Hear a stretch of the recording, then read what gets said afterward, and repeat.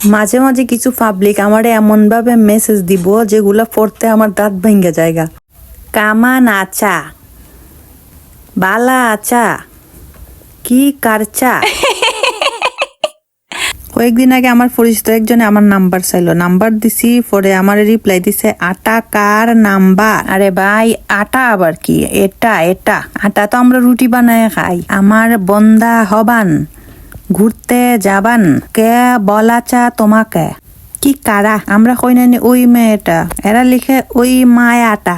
দাবান যাবান খাবান সাবান ইতা কিতারে ভাই। আবার অনেকে ছেলেরে কয় কালে।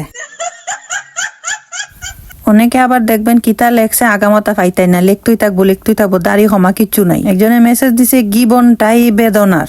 জীবন কি থাকো বোন জীবন। কয়েকদিন আগে একটা মেয়ে আমার মেসেজ দিছে, আর কইও না গো বোন, আমার জীবনে হাগার সমস্যা। আমি তখন ভাবলাম হাগার সমস্যা হলে ডাক্তার কাছে যাইবা, আমারে কেড়ে মেসেজ দেয়। পরে অনেক চিন্তা ভাবনা করে দেখলাম এটা হাগার না হাজার।